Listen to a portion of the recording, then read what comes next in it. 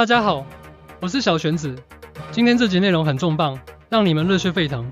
前几年，不管你在哪个圈子跟谁聊天，肯定都被刷到一个热词——元宇宙。这个新的世界正在来袭，而我们手中的拍币以及整个虚拟货币世界，都正站在这场革命的风口浪尖。今天我想带大家深入聊聊传统金融和虚拟货币在元宇宙中的终极对决。而 Pi Network 就像虚拟货币阵营中的先锋大将，蓄势待发。说到这场传统和虚拟间的大战，很多人忽略了其实它像极了古代的梁山好汉故事。梁山好汉最初只是草根英雄，在朝廷眼中不过是反贼，虚张声势，闹得一时风光。但随着队伍壮大，各路英雄加入，梁山最后变成了一支真正的势力。虚拟货币在传统金融眼里也是如此，起初被当作无足轻重的小黑蚁。然而随着全球越来越多的人投入其中，加密技术的完善，社区的扩大，它已经成为传统金融无法忽视的一股新力量。它就像梁山英雄们一样，最终变成了百万雄兵。传统金融体系眼见这股力量日益壮大，会怎么办？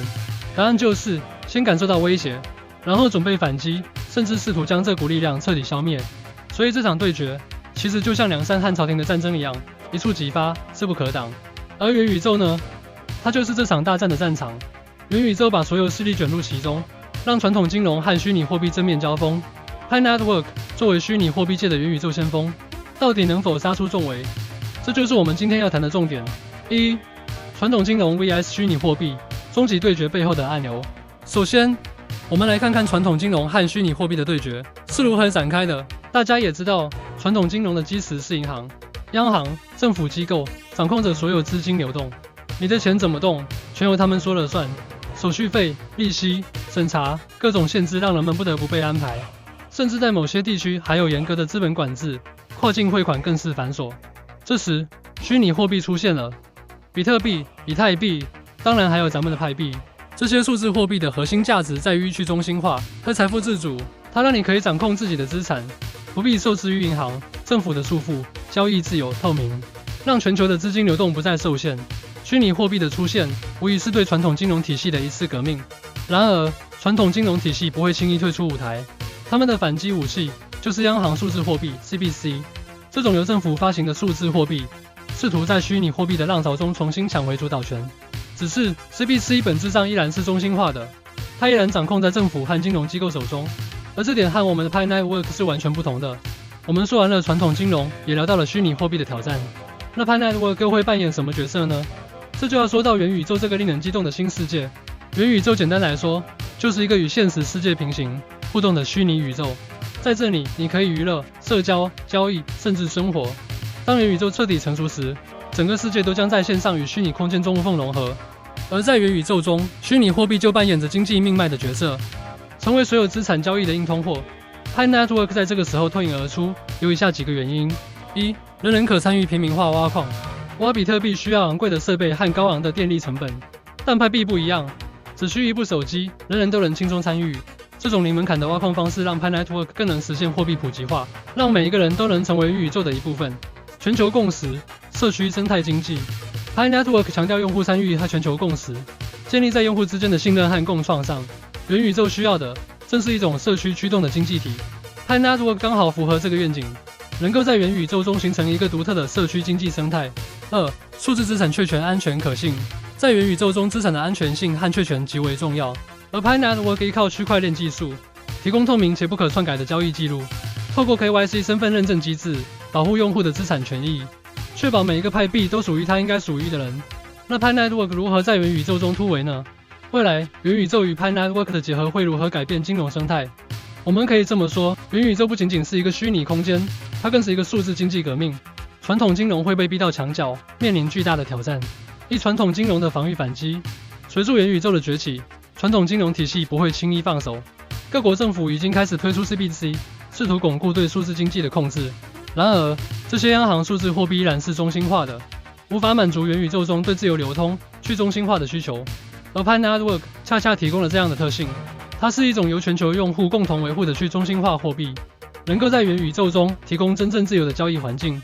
2. 派币的全球流通，元宇宙经济的硬通货。元宇宙需要一种能够跨越国界、无手续费、无时间限制的流通货币。派币正符合这种需求。当元宇宙成熟，人们的生活、工作、娱乐都转移到这个虚拟世界中，派币作为交易媒介，将会成为元宇宙经济体系中的硬通货。3. 元宇宙中的 Pi Network， 从虚拟货币到新金融体系 ，Pi Network 的出现不只是一次虚拟货币的创新，更是一场金融革命。它打破了传统金融的垄断，让财富回归到每一个普通人的手中。而元宇宙正好是一个理想的舞台，让 Pi Network 发挥价值，并且帮助全球用户在这个新的数字经济时代中取得新的机会。今天的内容很丰富，但大家不妨耐心思考一下：当传统金融、虚拟货币在元宇宙中碰撞，我们将见证的是一场史无前例的数字革命。